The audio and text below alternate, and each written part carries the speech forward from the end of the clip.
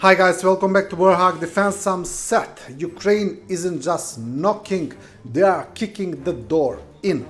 A massive drone wave is hitting occupied Donetsk and beyond, with reports of UAVs swarming Kamensk, Rostov and entire Luhansk region.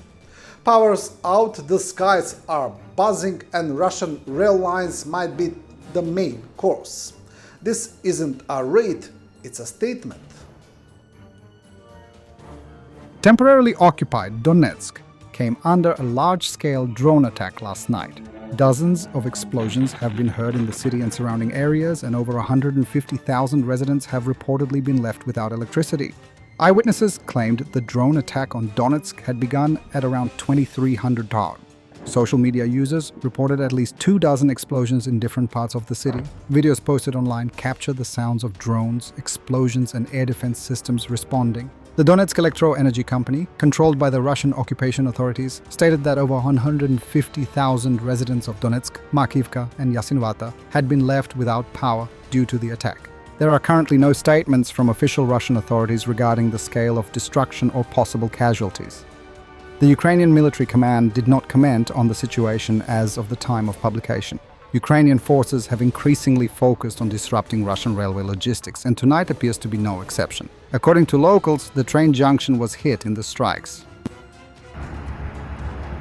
Over 3 days, Ukrainian long-range drone strikes have dealt a tangible logistical blow to a rail line linking the military and industrial hubs of Volgograd and Rostov-on-Don. Preliminary analysis points to the destruction of traction substations and fuel tanks. The strikes have repeatedly targeted infrastructure along the rail line, which serves both industry and the supply of Russian forces, including those in Donetsk and Luhansk. The pattern points to a deliberate and systematic effort to disrupt the route.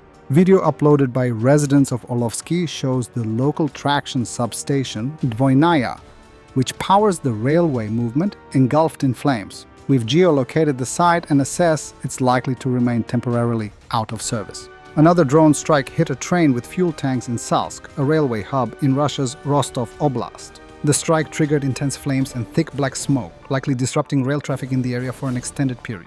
On July 27th, Ukrainian drone strikes destroyed another traction substation in Jutovo, Volgograd Oblast, causing major disruptions, delays and rerouting. The substation wasn't the only target that day. A nearby building at the railway station was also completely destroyed. Based on our analysis of its location, exterior and visible equipment, the structure was likely a signal control station. This railway line is important due to its links to major military industrial sites and installations, including airfields. At the same time, it's neither the largest nor the only line in the area, suggesting deeper intent behind the strikes. A Russian unit of 10 soldiers was filmed prior of being eliminated northeast of Kindrativka, Sumy region, using a combination of FPV drones and artillery strikes. The combination of drones and artillery is proving deadly for Russian troops. Drones locate and track targets in real time, then relay precise coordinates to waiting artillery units. This synergy means faster strikes, higher accuracy, and fewer chances for Russians to hide or escape. The moment they're spotted, shells start falling. It's a brutal, modern battlefield where delay equals destruction. Ask ChatGPT. Occupation authorities in the Azov region, including Mariupol, Berdyansk and Primorsk, have received orders to allocate land plots for special military operation veterans. At the same time, Russian recruiting platforms began advertising a new bonus, the chance to receive a land plot for signing a contract. Now the occupiers are offering not just money and stolen Ukrainian apartments, but Ukrainian land as well. A textbook example of post-industrial colonialism by a neo-fascist empire. Ask ChatGPT. A military court in Rostov-on-Don initially sentenced Sergeant Seferbeg Gadzhiev for spreading false information about the Russian army, but later opted to replace the sentence with a fine. The Russian newspaper Kommersant reported on this. According to the investigation, in September of last year, while on guard duty, Gadzhiev shared with his subordinates details about the successes of the armed forces of Ukraine and the setbacks faced by Russian troops in the Donetsk region.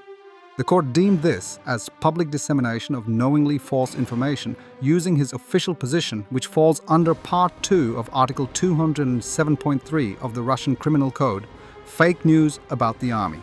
Initially, the military court in Rostov-on-Don sentenced Gadzhiev to 5.5 years in a penal colony, with the loss of his military rank and a 3-year ban on holding positions related to organizational and administrative functions in state bodies and local governments. However, the appellate court later replaced the sentence with a financial fine of Rub 2.5 million. The sergeant's military rank was also reinstated, allowing him to continue serving in the combat zone. The defense lawyer managed to convince the court that the conversation was of a domestic nature and did not influence the views of the people involved.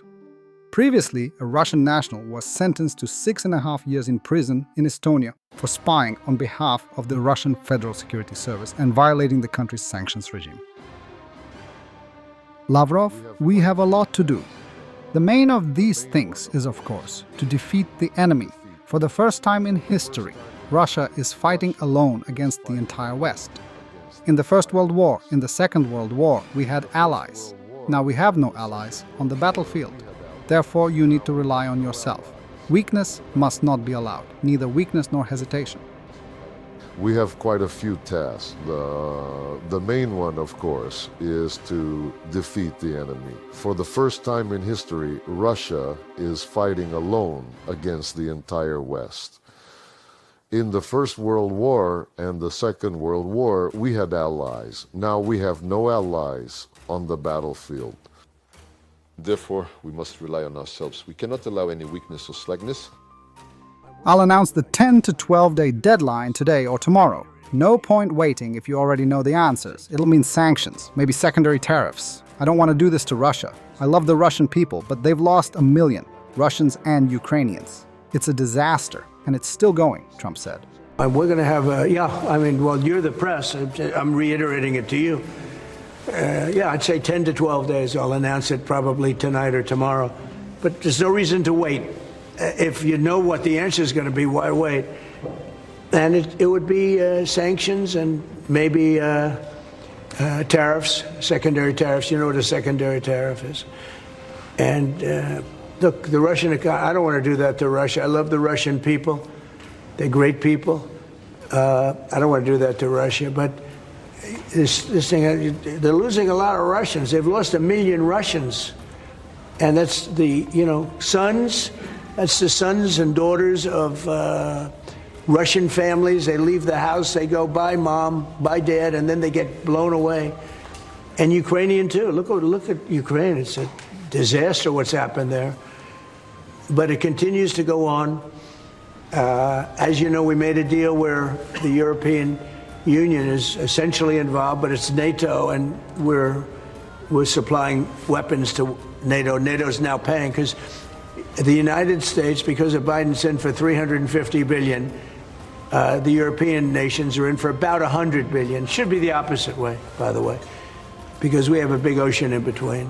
And from the other news, we have an interesting situation here. Thailand has deployed M48 Patton main battle tanks originally designed in the mid-1950s in its military operations against Cambodia, which intensified last week. Videos of their movements have been posted by local residents. Other footage shows them firing armor-piercing ammunition at Cambodian positions. The Royal Thai Army has M48 Patton tanks in the M48A5PI modification in service. About 100 such tanks were purchased from the US in the late 1970s. The modernization includes the installation of a one-hole-fire mm gun, a fire control system, updated sights, a rangefinder, etc. etc. In the 1970s, while in service with the US Army, the tanks received improved armor.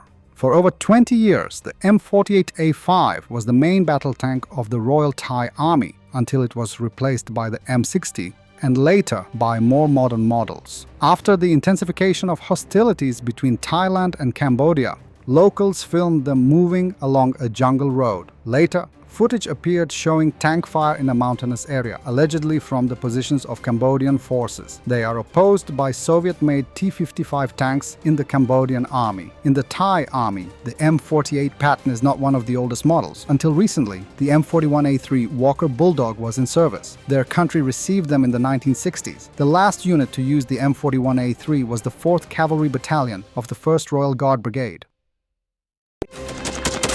Thanks for watching, and don't forget to subscribe.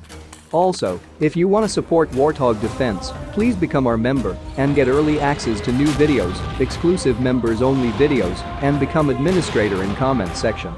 The membership link is in the description.